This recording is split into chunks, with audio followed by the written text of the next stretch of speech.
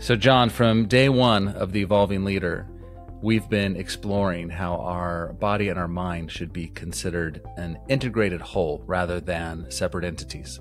Yeah, we've had a diverse range of guests all pointing to the same conclusion, that for centuries, logic centered in the brain, and that the mind has been the ultimate pinnacle of human evolution.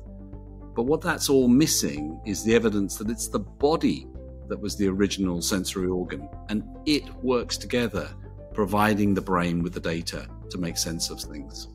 Yeah, and I'm thinking of many guests, but particularly I'm thinking about Annie Murphy-Paul and her work on the extended mind. I'm thinking about Lisa Feldman Barrett on how our emotions are constructed from the interplay of our physical feelings and our language and our memory. And this idea is really important for leaders because it opens up new ways of being and helps us to make better sense of the situations that we face.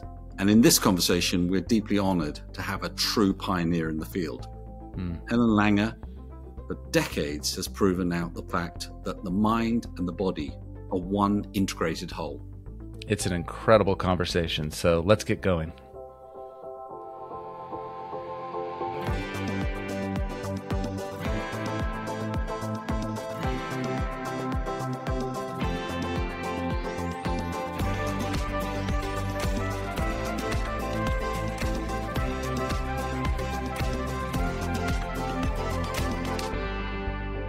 Hi, folks. Welcome to The Evolving Leader. I'm Scott Allender. And I'm John Gomes. How are you feeling today, Mr. Gomes? I am feeling peak excitement here. I've been looking forward to this conversation for months. And from the moment that our guest said yes, I had to kind of, I let out a whoop in the office and everybody was going, what's going on? And so I just gathered up like the 5 or 6 books that happened to be around that a guest had written and just went, and she's coming. So yeah, I'm feeling very excited. How are you feeling, Scott? Yeah, I'm feeling electric. I'm feeling a buzz. I woke up actually a little bit tired because I've been having some late nights this week. But as soon as I remembered what this morning was about for me, I got really excited because I know we've talked about our guest's work together many times, and I'm just so excited she's here because today we are joined by a pioneer and a giant in her field. For over 40 years, Dr. Langer has studied mindlessness and mindfulness in everyday situations where mindlessness is pervasive and very costly. Her research at the Langer Lab has brought to life in some very vivid ways that mindfulness, without the need for meditation, can dramatically improve our lives, enhance well-being, health, and relationships in everyday situations and a wide variety of environments, from schools to businesses to nursing homes. She's published hundreds of research articles and 13 books and has written extensively on the illusion of control, aging, stress, and decision-making. She's the recipient of 3 Distinguished Scientist Awards, the Stats Award for Unifying Psychology, a Guggenheim Fellowship, and the Liberty Science Genius Award. For many years, her students at Harvard have voted her one of the university's favorite professors. Dr. Langer, welcome to The Evolving Leader. Hi, Scott. Thank you. That was a very nice introduction. How are you feeling, Ellen? Welcome to the show. Thank you. I'm feeling just fine. Eager to talk to the two of you. So before we dive into your work in detail, maybe we can start with a broad narrative arc of your career and the significant milestones so that our listeners can build kind of a big picture of your journey. Well, I've been doing this for so long that I don't know if I can remember each of the milestones. But relevant to my new book, The Mindful Body, there were several things that led to this, some positive, some negative. A large part of the book, but certainly not all of it, is about mind-body unity, which I'll discuss in a moment. And the book started off as a memoir. So I was recalling things that I was recalling things that actually helped me answer your question. I was married when I was very young. I was 19 going on 30 when I went to Paris for my honeymoon. And because I was now all grown up, after all, I was a married woman, when we went out to eat, I saw there was a mixed grill that I ordered. On the mixed grill was pancreas. And I asked my then husband, who was more worldly than I, which of these is the pancreas? And he pointed to something. And I ate everything else with gusto. Now came the moment of truth. I had to eat the pancreas because, after all, wouldn't every married woman do so? And I ate it. As I started to eat it, I was literally getting sick. And he starts laughing. And I said, "Why are you laughing?" He said, "Because that's chicken. You ate the pancreas a while ago." Okay, so that was the very first instance of this mind-body unity. I have two pancreas stories, which is fun because most people don't even have one. The second one was my mother had breast cancer that had metastasized to her pancreas. And as you may know, that's the end game. And then magically it was gone. And the medical world couldn't explain it. But the mind-body unity idea could explain it. And I think, as a side note, that spontaneous remissions are far more common than the medical world recognizes. So these things led to my believing there was something going on that the field of the world I didn't think was really capturing. And I had also early on done a study where we took elderly people, we gave them choices, simple decisions to make, so they were made mindful and they lived longer. And so now, how could that happen? How could it be that this fuzzy thing called a thought could result in bodily changes? And so, and that was what I was trying to discover. And what I thought was really, the field talked about mind body as if these were two separate things. That's the way the medical world understood the word, what was going on. And to the medical world, the medical model decades ago believed that the only way you were going to get sick was the introduction of an antigen. So I'm sure they felt being happy is nice and being stressed is not good, but those were irrelevant to health. Then everything moved forward and people then started to talk about mind-body connection. You still have the problem. How are they connected? How do you get from the thought to something material? I said, this is ridiculous that there's so much evidence mounting. I had so much myself. Maybe we should be talking about mind-body unity, that this is one thing. And if we put them back together, then wherever you put the mind, you're necessarily putting the body. Now, to actually answer your question, what was a milestone? When I got tenure, Harvard was willing to support my first study on mind-body unity. And this was a study that's called the counterclockwise study. I can say, John and Scott, this is a famous study. The reason I can say that in all immodesty is if you turn on The Simpsons Go to Havana, they actually discuss the study. But essentially, all we did was retrofit a retreat to 20 years earlier. So it looked like he was stepping back in time and, low budget, not a Hollywood setting. And we had elderly men live there for a week as if they were their younger selves. So we put their mind back in time, essentially. They talked about the past in the present tense and watched movies and TV and had discussions all about the past, but as if it was just unfolding.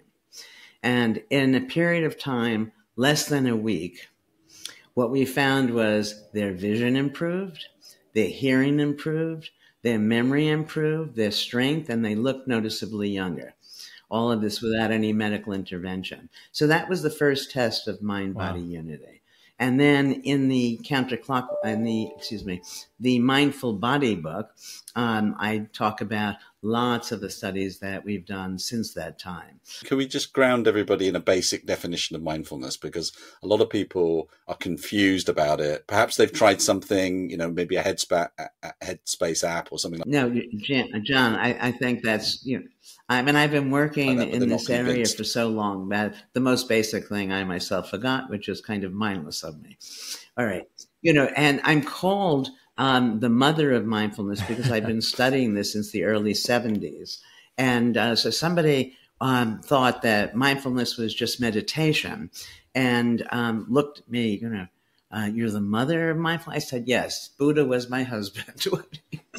But I'm talking about mindfulness without meditation. And by the way, meditation isn't mindfulness. It's great, but it's not mindfulness. Meditation is a practice you undergo in order to result in post-meditative mindfulness. Mindfulness, as we study it, is more immediate. It's so simple that it's going to be hard for people to grasp all of the positive consequences that result from it. But it's simply noticing new things about the things you think you knew. And then you see, gee, you didn't know them as well as you thought, and your attention naturally goes to them. And that this act of noticing is the experience of engagement. So it feels good. And we also find that it's energy beginning. Now, one of the reasons that, or the main reason I think that we don't notice is because we think we know. And a way of understanding mindlessness is being frequently in error, but rarely in doubt. So now it's fun for me, and I'm going to say to you, but whoever knows the answer first can take the question, how much is 1 + 1? Because this is the thing that we know the best. Go on, Scott. You're the maths expert, Scott. Go on. Yeah. Well, I was going to say 2, but I feel like I'm stepping into a trap. Okay, of course, yes. I mean, why would I ask the question, right? Very clever of you.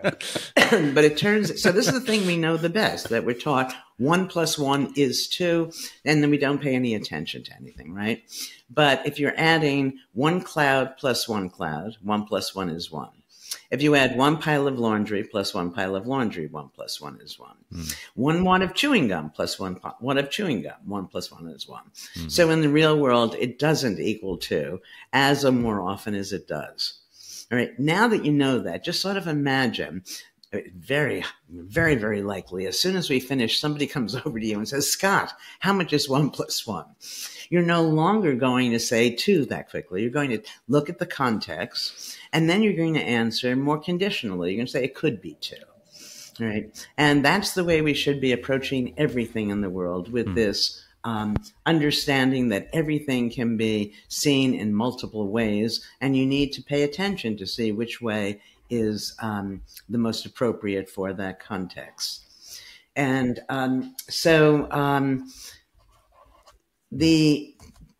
all of our institutions, schools, parents, podcasts, talk about things as in absolute terms. And when you know something absolutely, there's no reason to pay any attention to it. But everything is always changing. Everything looks different from different perspectives. So you can't know. And so anytime we think we know, we're actually being mindless. So I was at this horse event many years ago. And remember, as you introduced me, Scott, I'm Harvard, Yale all the way through. I mean, I was an A++ student. Okay. I'm at this horse event, and this man asked me, can I watch his horse because he wants to get his horse a hot dog? Well, yeah, come on. I mean, horses don't eat meat. I know that. I must have gotten it right on some test at some point in my distant past. But I'm trying to be nice, even though I think this is ridiculous. He goes, gets the hot dog, he comes back, and the horse ate it. And that's when I realized that everything I think I know could be wrong. And that was very exciting for me. While it might have worried somebody else, it was exciting for me because it meant all sorts of things are possible that people are oblivious to, that have just accepted that we can't. Let me give you another example of the mind-body unity, and then come back to things not being impossible any longer for us to think about, at least. So we did a very simple study where we're going to study fatigue, and we look at fatigue as context dependent. Now, people believe, the body is built, you get exhausted, that's all there is to it. Okay. And the first one was just so simple. We asked people to do 100 jumping jacks and tell us when they're tired. They get tired around 70. We asked another group, do 200 jumping jacks, tell us when you get tired. Turns out they get tired at 140. And we have lots of these studies showing that, you change the context and you're not tired. one that your audience, and at least I'm sure the two of you will love, was not a study of mine, but a study Frank Beach did, I think in the 50s, where he took a little boy rat and he introduces a little girl rat, and they copulate, and then the little boy rat can't take anymore. Right, he's just exhausted, fatigued, and he needs time to before he can come back. Okay, he needs a refractory period. However, when Frank Beach introduced another little girl rat, he was ready to go immediately. All right. Now, people, it's hard for people because we all get tired and it seems just there's nothing we can do about it. When I teach this in my health class, I ask people, how far is it literally possible to run? Humanly possible. And, they know, and just as Scott was hesitant to answer my how much is 1 + 1, they know I wouldn't ask the question if the answer were 26 miles because that's a marathon. We've seen people do it, right? So it becomes like an auction. Somebody says 28, 30, 35. They never get past 50. And the person who says 50 elicits all sorts of groans from everybody. Oh, God, really? Right? Then I play them a video of the Tarahumara, which is a tribe in Mexico, who can run over 200 miles without stopping. Now, just think about it. I can't run 3 miles, but I know that it's humanly possible to run 26. Well, this suggests I can't drive 200 miles. We are so off base when we're trying to figure out what we're capable of. And that's what all of this book is about in so many ways, that most of what we want is just a thought away. If we can change our minds, we can change virtually everything because the mind and body are one. But another one of the mind-body unity studies so we've got the next one in the series. I'm not going to go through all of them, but let me just tell you two more. Was a study with chambermaids. So what we did was first we asked chambermaids, how much exercise do you get? And they say they don't get very much exercise. And that's because they think exercise is what you do after work, and they're just too tired. Because the Surgeon General says that, because the Surgeon General is at a desk all day long. All right. So now what we do is we divide them into two groups. And very simply, we teach one of the two groups that their work is exercise. Mopping is like, this exercise at the gym, making a bed like this other, so on. So now we have two groups. One is oblivious to the fact that their work is exercise. One believes their work is exercise. In a short time, we start taking another set of measures. And first thing we find is that the two groups are not differing in how much they're eating or how hard they're working. Okay. All that is different is the mindset. This work is exercise. As a result, we find they lost weight. There was a change in waist to hip ratio, body mass index, and their blood pressure. Blood pressure came down. Remarkable. One of the other studies, we have many of them, is a study on wound healing. So what we did was inflict a wound. Now, I'm not going to hurt people, so it's a minor wound, but we can call it a wound nonetheless. And people are in front of a clock. And one condition, and unbeknownst to them, the clock is going twice as fast as real time. For another condition, the clock is going half as fast as real time. And the third condition, it's going real time. The question we're asking is, does that wound heal based on real time, or is it influenced by clock time? And it turns out it's clock time, perceived time. We don't need to get tired. And both this, healing depends on our perceptions of how long it's going to take to heal. I was interrupting myself because one of these other studies is very quick. I'm clock crazy. So in this study, people are in a sleep lab. They wake up. The clock tells them they got 2 hours more, 2 hours fewer, or the amount of sleep they got. And again, biological and cognitive functions follow perceived amount of sleep.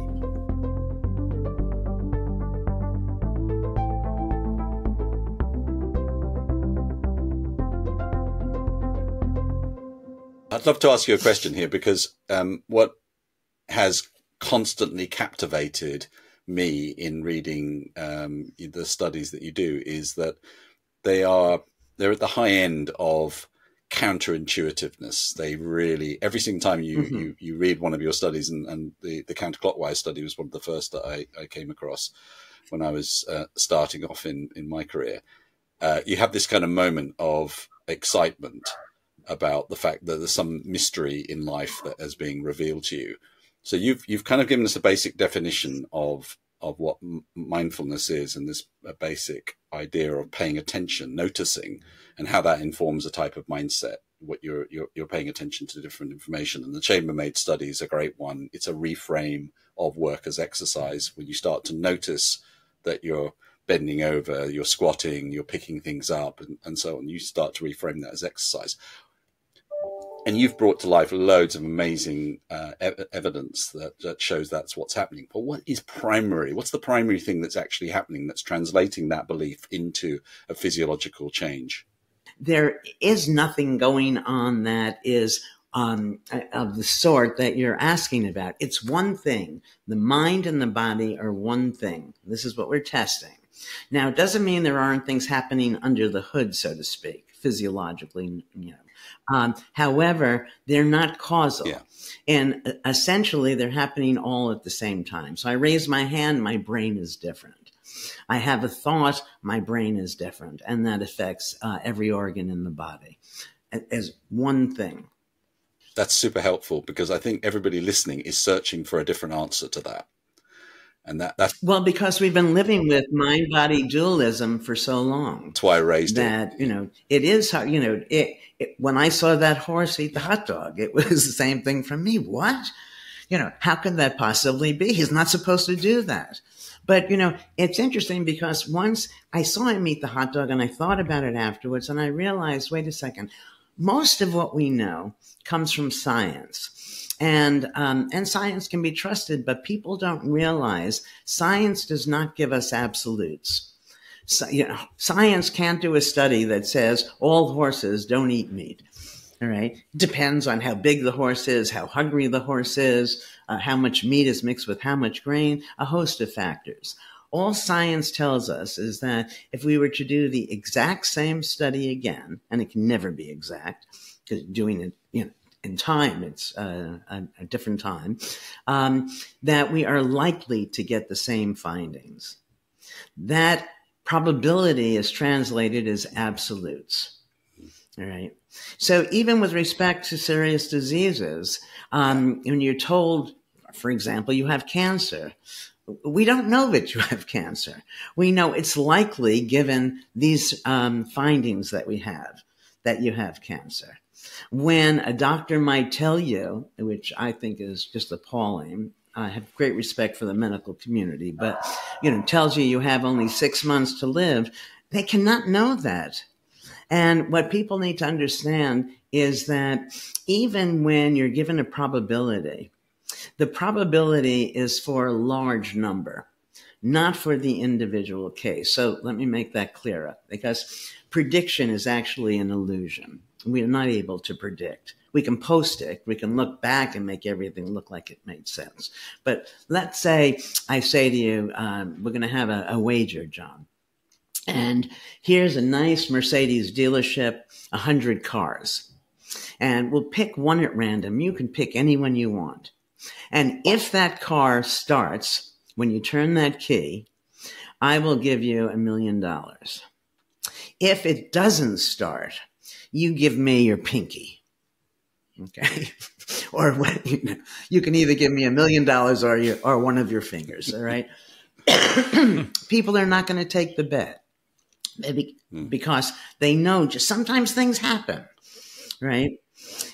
So we're never able to predict to the individual case. Now, when I teach this to my students, I'll tell them, look, I have taught a version of this course for 40 years. I have never missed a class. Never. What is the likelihood that I'll be here next week? So we go around the room. There are 12 students at the seminar, and these are Harvard kids, so they're not going to say 100%. They say silly things, 97%. I don't know how, the next one says 99, 97. Essentially, they're all saying, I will be there, and they're sure of it. Now I say, okay, let's go around the room, and I want each of you to give me a good reason why I won't be here next week.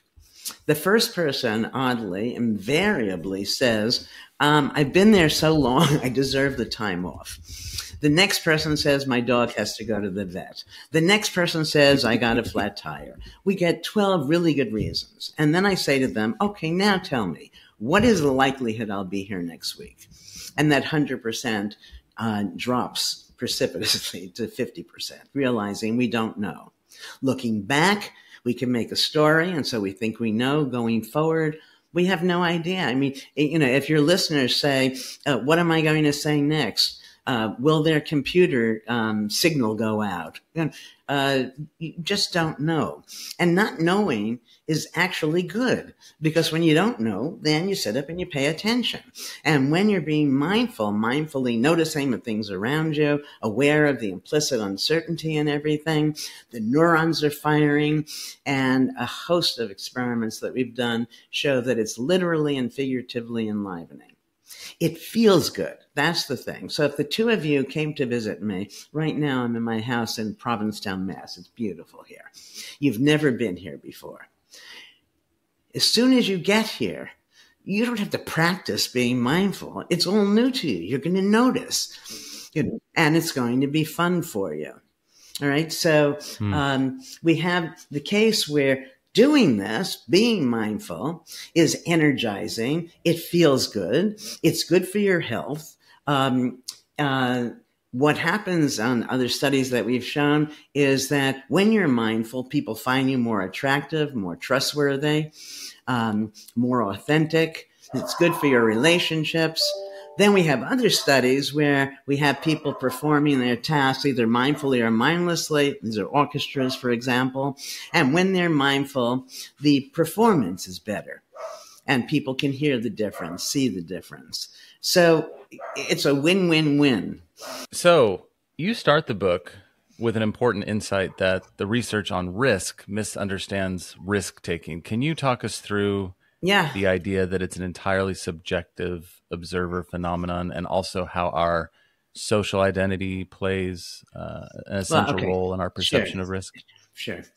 I mean, everybody knows risk-taking is subjective because some people take them and some don't. So, but that's not the important piece here, which is that in some very real way, I think we're all much more similar than most people believe that they are to their neighbors, their spouses, and what have you.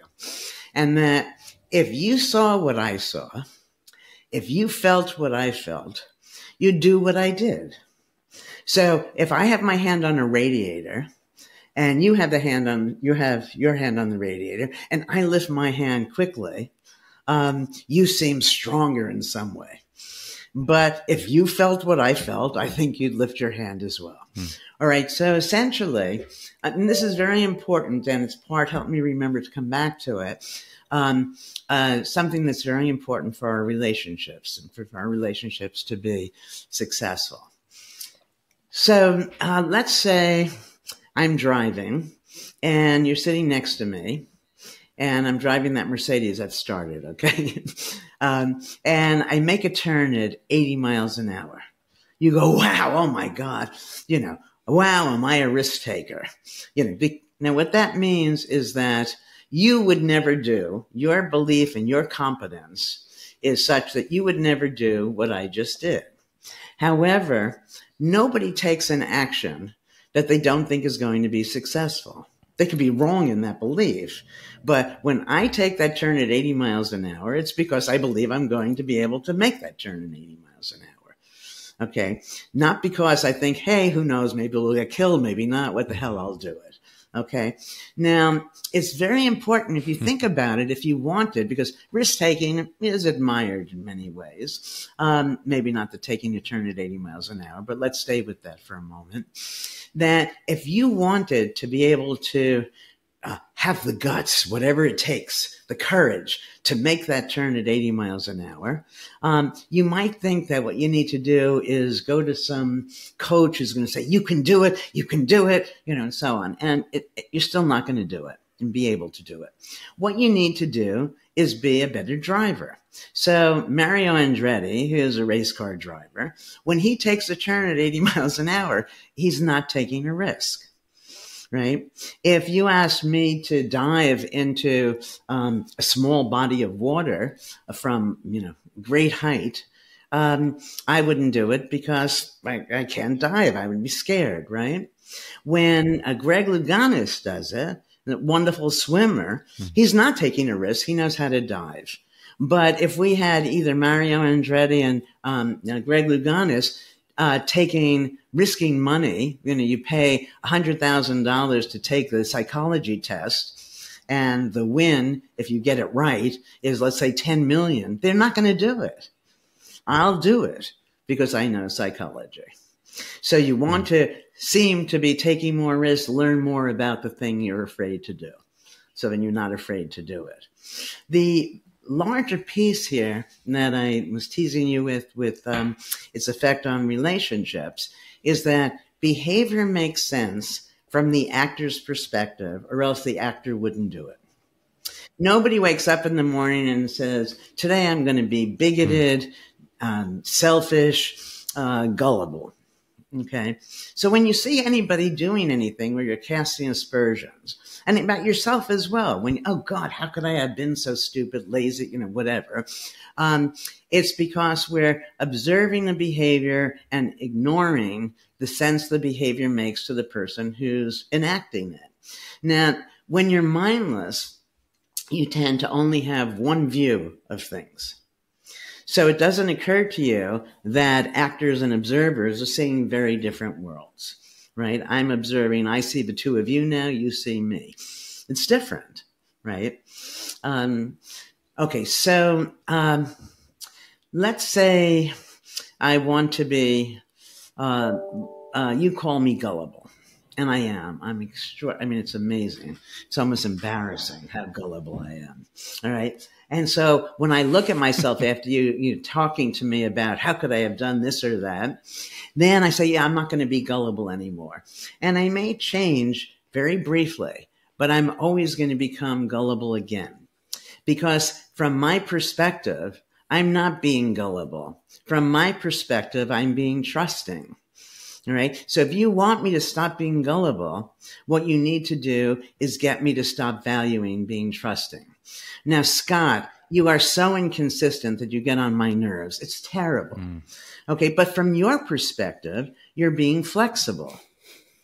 And John, you're so boring, but that's because from your perspective, what you're being stable, consistent, somebody we can count on.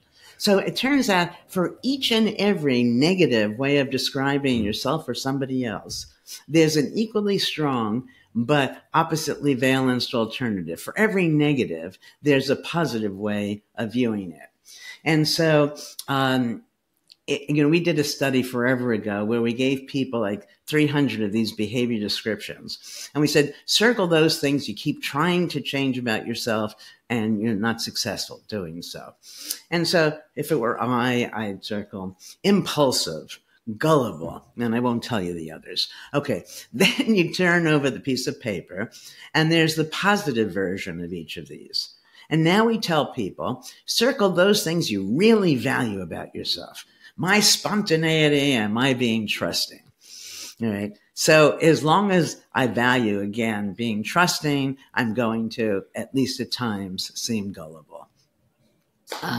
So it's a wonderful for a relationship to simply recognize that the person you care about is not doing this thing to get at you, is not doing it because of some failing on their part, that it makes sense, and that your mindless view is preventing you from seeing the sense that it makes. In the kind of polarizing world that we are in at the moment, this idea of the research that you have done into perspective taking and how we can benefit from empathy, I think that's incredibly useful. Can we talk a little bit more about what you've learned about perspective taking and how to increase it? Well, mindfulness is all about perspective taking. That people believe that the way they see things is the way they should be seen, oblivious to the fact that from a different perspective, it makes, I mean, just imagine what we've already said, that a kid in a class, when asked how much is 1 and 1, says 1. And what are most teachers going to do? They're going to correct the child. The child's going to end up feeling stupid. Mm-hmm. The kids will laugh at the child. When a more mindful approach would have been for the teacher to say, how did you come to that, Scott? And then Scott says, you take 1 wad of chewing gum and 1 wad of chewing gum, and it's 1, and everybody learns something. And, so if you just say very simply that there's a sense that this must make, and you can either come up with it as, let's say, trusting and gullible, or you can just assume that there's something that is driving this that's reasonable, so you don't look down on the person. It seems that it takes more calories to do that, right? So, you mentioned earlier that our brains would rather be certain, right? So we feel certain. It's easier to sort of just say, this is the way it is. Yeah, but what we're doing, it's so funny, Scott, because we want certainty because we think then we'll have more control over things. But since things are changing, when you're holding it still, you're deluding yourself. The mindset is holding it still, but all the while the world around you is changing. And so you're giving up the control you actually could have. So, now when people want certainty, it's because, largely because they think it's available. And, so we have a world of people who are constantly pretending they know, because they think you're supposed to know. And so they don't have the meaningful conversations that they might otherwise have, and so on. So I'm here to free everybody and to get people, instead of making a personal attribution for not knowing, I don't know, but you may know, so therefore I have to hide, to recognize nobody knows. And it also makes you very powerful, because when you're face to face with one of these people who knows, now you know they don't know, and you could embarrass the person by poking them at the edges with questions and what have you. But in either case, not knowing is good, and what we need to do is exploit the power in uncertainty.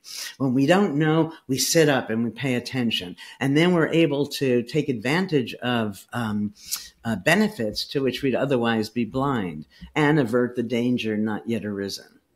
And again, doing this is the essence of when you're having fun, that you don't have fun mindlessly, right? When you're mindless, you're not there. Now, the problem is, and people can't listen to me and then say, oh, I'm going to be more mindful and just leave it at that, because, and think that, you should be in the moment. It's a sweet but empty suggestion. Because when you're not in the moment, you're not there to know you're not there. So you can't easily correct it. But 45 years of research has shown me that virtually all of us are not there almost all the time. So you've done a lot of work on how we can get better at noticing these unconscious assumptions that shape our life, and particularly in the context of aging. And I'd love to hear more about some of those studies and the insights you've gained from them. Yeah. Well, it was many years ago that I recognized this strange thing, and I took offense to it, that when you're young, you're developing. And then all of a sudden, it turns around and you're aging, and aging means something negative. And so lots of my work has been aimed at finding growth in late adulthood. And, there are changes, but many of the changes have nothing to do with necessity, rather by choice. Let's say you're a young up and coming in business, and you think it's good for you to learn everybody's name. And, so you make sure you know everybody's name. Then you get to a certain point with, frankly, who cares? Right? If you're going to meet the person again, you'll have another option. So if you don't know somebody's name, it's not necessarily because you forgot it. Oftentimes, we think we've forgotten things that we didn't learn in the first place because our values have changed. There's some very easy to understand things that happen because of our beliefs that getting old, we fall apart. Let's say, John, you hurt your wrist, and you don't expect your wrist to hurt. You're too young for that, so you do something to make it better. At my age, I hurt my wrist, and I say, well, what do you expect? As you get older, you start to fall apart. So I don't do anything to make it better. And so, a month out, the difference between us has nothing to do with age. It has to do with you believing you could heal yourself and, taking the steps, and my just accepting it. So there's lots to be said about aging. I think that the original counterclockwise study made clear that things like our vision and hearing, which we assume are just going to get worse and worse, and doesn't have to be that way. And I think that people now are trying to find ways to add more years to their lives. And what I'm fond of saying is I think they're better off adding more life to their years. And as a consequence, they'll probably end up living longer. But you want to extend the useful part of your years. I'm interested in understanding how you've applied it to yourself as well, because you obviously show up with a huge amount of energy and focus and presence in every. I've watched loads of videos, and you're always the same. Yeah, thank you. Or not. I don't know if it's the same as the good or bad. But I don't really have a sense of myself at my age. In fact, my spouse said to me, I was helping this woman, and it was clear I was helping her because I thought she was old. And then it was said to me later, she's probably 10 years younger than I am. So I just, I don't see myself as any particular year. The only time I become aware of it is because of technology. And when you're supposed to put in your birthday and you go down from 2020, well, I go, my God. And, I don't know why somebody can't do it by decade. Yeah. So you don't have to feel quite so ancient. But people are living much longer these days. So, perhaps at some point I'd be middle-aged now. Yeah, that really resonates. That whole scrolling thing down, that really resonates. So one of the things that I think people would prosper from hearing about is about stress, because stress, I think, is the major killer. That, if you took people who were diagnosed with any disease, and let's say, and you were able to measure how stressed they were repeatedly, that I believe, I don't have data for this, but I believe that stress level would predict the course of the disease over and above genetics, nutrition, even treatment. And what people need to understand is that stress is psychological. Stress is a function of your thoughts. Events don't cause stress. What causes stress are the views you take of the event. So if you open it up and look at it more mindfully, you have many more choices, and life just becomes better, easier, and you end up looking younger or whatever. But that if you said to yourself, realize rather, that stress requires two things. One, it requires a belief that something is going to happen. Now, as I said a moment before, we can't predict, what's going to happen. Second, so if you're stressed, believing something's going to happen, and you just ask yourself, give yourself 3 reasons, 5 reasons why it won't happen, I think you immediately feel better. But now let's assume it does happen. How is that actually a good thing? And so when you do this, you end up in a place where it can happen or not happen. It's fine. I'm fine either way. We go out. I keep using the same example, which is probably mindless of me, but let me use it. This will be the last time. That let's say we go out for dinner and the food is wonderful. Great. It's a win. Now we go out for dinner and the food is awful. For me, it's still a win. That means I'll eat less and that'll be better for my waistline. I'll pay more attention to what you're saying rather than, only attend to the food and so on. So the way you feel is going to be a function of the way you understand the world. And if you take a single-minded view, and that view is negative, obviously you're going to be in trouble. I have a one-liner that some of my friends have put on their, written out and put on their refrigerators to remind them, which is, ask yourself, is it a tragedy or an inconvenience?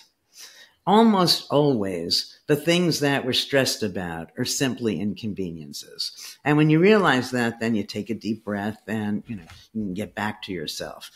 If you looked at the things that you were stressed about in the past, you'd recognize that almost all of them never happened. Again, helping you go forward. So now one of the biggest stressors for people are making decisions. And my view of decision making is, again, radically different from what most people assume, decision theorists in particular. That, so you're worried about making the right decision, but you can't know what the right decision is because we've already said prediction is an illusion. Not only that, I just told you that things in themselves are neither good nor bad. It's the way you understand them. So how do you do a cost-benefit analysis when every cost is a benefit, every benefit is a cost? It's not going to tell you what to do. And so my suggestion is don't worry about making the right decision. Simply make the decision right. So I have my students, I said, okay, I want you to spend the week in between classes, until you come back next week, and don't make any decision. Use whatever simple rule you want, the first alternative that occurs to you, or flip a coin, but have some decision, a way you're going to decide independent of what you're actually deciding. Okay, so just don't make decisions. They spend a week like this and they come back in the following week and, they said it was stress-free and wonderful. And so I think that people in general are doing the right thing. People are not really doing cost-benefit analyses. Sometimes they gather information just so when someone says, how could you have been so stupid to do that? Then you can, come back with, well, because of A, B, and C that you've information you've gathered. So people are probably doing the right thing already, but thinking that they're doing the wrong thing, and they're stressed. Let's say, should somebody have a baby? How could you decide if you should have a baby? You have no idea what your life is going to be like if you have a baby. You have no idea what your life is going to be like if you don't have a baby. And that's why it turns out that people who don't have children are happy. People who have children are happy. People who have children are miserable. Other people don't have, it's, if you can't know, you can't decide. But you can always make whatever you're faced with work. Friends, if you're enjoying The Evolving Leader, I encourage you to order a copy of John's new book, Leading in a Non-Linear World, which provides a new understanding of mindset and how to build it in order to thrive in a more uncertain future. It's available online at all major retailers, and there's a link in the show notes. I'd like to come back to what you said about, when you're not there, you don't know you're not there. Right. Which is the problem of awareness, right? So you're talking about all these incredible, we could spend an hour on each of the things you've talked about already. In your research, did you find differences in the way people are mindless? So for example, I work with individuals and leaders, and sometimes I find people are a bit mindless in the present because they're really stuck in the past, or they're mindless in the present because they're worried about the future. How did your research depict the different ways people might be mindless, and how, if they're not there to know that this is the way they've distracted themselves and the way that they're being mindless, how do they develop that level of awareness?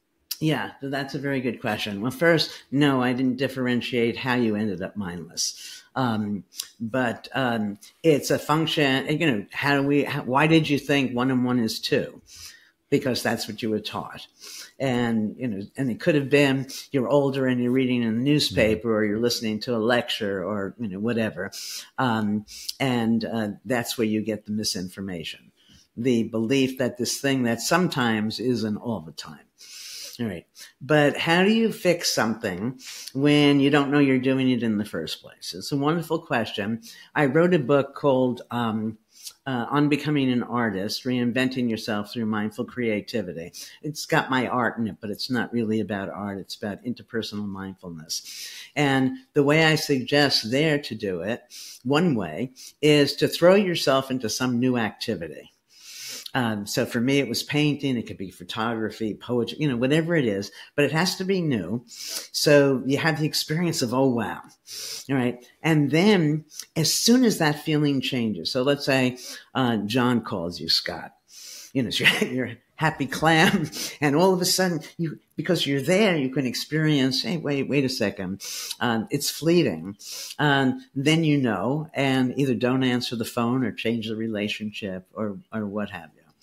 I think that once people recognize that everything is changing, and so if you just actively notice 5 new things about people at work, person you live with at home, how effective this or that thing is that you're doing. When I started painting, before I started painting, I thought, trees are green. All right, in the fall, there are many colors, but they're green.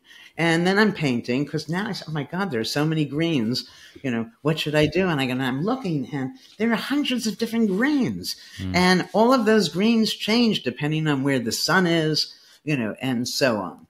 All right, so we went from a single thing to many things, right? Mm-hmm. Looking at the same stimulus, so to speak. And you do that often enough and you just, it just becomes very natural.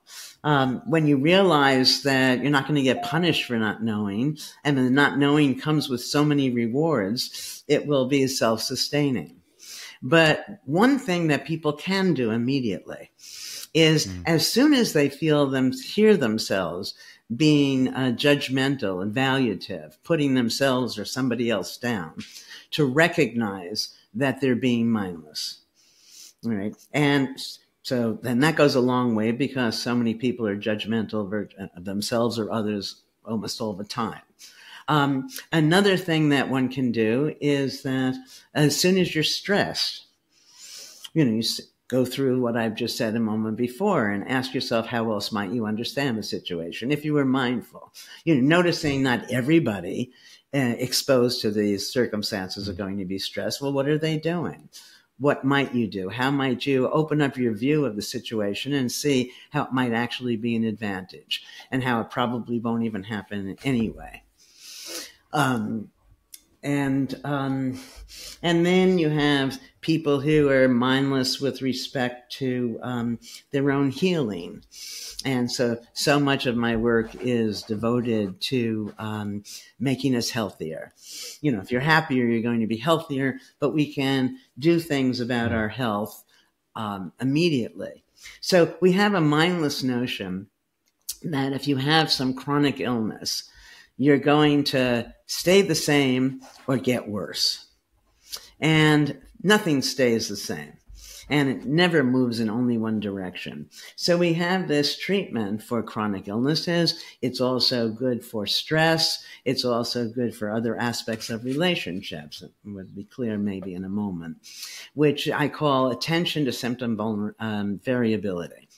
That's a mouthful. It's just really being mindful. Being mindful, you're noticing change. So what we did here across lots of diseases, we would call people periodically and say, how are you? Is a symptom better or worse than before? And why? Okay.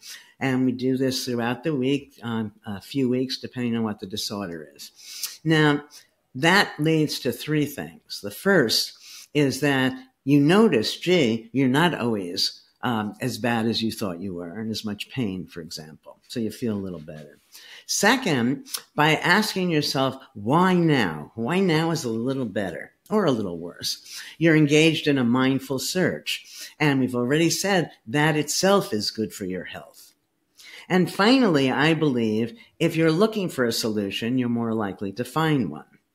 And that's when people are just so mindless, Scott. The doctors give them these probabilities, the diagnoses. They assume is going to play out the way it sometimes plays out. They give up. And we find that it doesn't have to be that way. That we've done this with people who have multiple sclerosis, chronic pain, arthritis, stroke, Parkinson, biggies. And in each case, we're able to get rid of the symptoms. And you can do this for yourself. And it all started, I was looking for a replacement, not a replacement, but a way to give yourself a placebo. Just think, everybody believes that placebos, do the work they do. It's because of the mind-body unity. How could it be that you take this nothing and all of a sudden you're better? If a doctor gives it to you. And I thought, why do we have to go through that charade? Because placebos have been shown to be effective across almost all diseases. Okay, at least 27%, presumably, of the people who have it are able to get better with a nothing. So if the sugar pill isn't making you better, what's making you better? You're doing it yourself. And so a lot of my life's work has been to find how to get people to be able to do this more directly. So that led to these attention to symptom variability studies. And most people have smartphones. And so you set the phone to ring in 2 hours. And it rings and you ask yourself, how is it now? Is it better or worse than before? And why? And then set it to ring an hour and 10 minutes later. And just keep doing this various times. Through the day, the week, and so on. And what happens here, by asking yourself, why is it better? You feel better because you're doing this mindful search. By going through this procedure, you feel better because you're taking some control over your health rather than just waiting, to hear something from the medical world. How can leaders build more mindful organizations? Yeah. Okay. So let me tell you about the orchestra study, because it had a surprise finding that I thought was relevant to leadership that I didn't realize until I wrote the paper up. So here we take many orchestras and we're going to have them be mindful or mindless. When they're mindless, and they're all going to play the same music, and we're going to tape the performance. So when they're mindless, they're told, remember a time you played this piece and you were really happy with it, and just replicate it as well as you could. The mindful musicians were told, make it new in very subtle ways that only you would know. And they're playing classical music, not jazz, so you can be sure the changes are subtle. All right. We record it, we play it for people. They overwhelmingly prefer the mindfully played piece, and the musicians prefer playing it that way. So now I'm writing it up, and I realize, wait a second. Here we have enhanced group performance with everybody doing their own thing. All right. And that was because they were all taking their cues in some sense from the same ongoing situation. And so that led me to think that the major job of the leader is to increase the mindfulness of those being led. And also that, again, since everything is always changing, the leader needs to know that he or she doesn't know. And when you know you don't know, then you pay a different kind of attention to other people who might know. I'm fond also of telling this little story. I was lecturing in South Africa, and I took an afternoon off, and I'm down in this fancy hotel at the pool, just resting, reading, whatever. And I noticed there was a massive amount of real estate that was not being used. It was clearly part of the hotel, and it was not being used. And the only person who would know it was that lowly cabana boy, because he was the only one down there. And so if we recognize, when we know that we don't know, it would be nice if we also knew in some ways that everybody doesn't know something, but everybody knows something else. And when you see that everybody knows something else, everybody becomes more valuable. Right. And so if we mix and match many of the things that I've said, that you have your leader who's putting down John. I mean, John, he's just not doing what you want him to do. And if you said to yourself, his behavior must make sense from his perspective or else he wouldn't do it, and you figure out why he might be doing it, you feel better about him. He can feel that. You're looking at him differently. Your relationship improves. He's going to be working harder, enjoying it more. And that's another thing. You know, there are people, I don't know, you know, somebody had said I must be from Mars. We have people saying, seek work-life balance. And I said, no, again, you know, it's always, we're able to move things from bad to better, but there's always, in my mind, this even better place that we don't seem to want to get to. And that work-life balance is certainly better than work-life imbalance. But I think we should seek work-life integration. Be the same person you are, wherever you are, and don't be afraid to be that person. And so when I teach this, people think work has to be hard, has to be stressful. Nothing is necessarily stressful. It shouldn't be stressful. There are ways, I know it personally, of living your life mostly without any stress at all. And so people think that there's a big difference between work and play. And I think that we should make everything playful. If you're going to show up to do it, if you're going to do it, you should show up for it. So there's this wonderful video. I don't know if you've seen it. It's called Piano Stairs. And these people, I think in Scandinavia, in subways all over the world, apparently, there's an escalator and stairs. And invariably, except for the young boy, you know, who's running up the stairs because he's on his way from the gym or whatever, everybody is on the escalator. Then what these clever people did was lay down piano keys on the stairs. So as you go up, you know, and it's great fun. And in almost no time, everybody leaves the escalator and everybody, no matter age, gender, is taking the stairs. And what I say to my students is, that's wonderful, but why wait for somebody to put these keys on the stairs? You know, I do it all the way anyway. You know, there's a way to make whatever you're doing interesting, at least, and many of those things become fun. You know, so a surgeon, I don't think, you know, needs to be laughing while he or she is performing surgery, but maybe so. But at least make it interesting, because if it's not interesting, you're not going to be there. And if you're not going to be there for it, there are going to be errors. And depending on which group you're talking to, Scott, you know, to improve their leadership ability, some of those errors can be very costly. What else should we be asking you? And I don't know if you have a hard stop right now, if there's anything we didn't cover. No, I don't have a hard stop. Let me just say, you know, there's lots more in this book. I have a goal, you know, I keep writing these books, you know, why should I be the only person who's happy, healthy, you know, virtually stress-free? I keep trying to share it.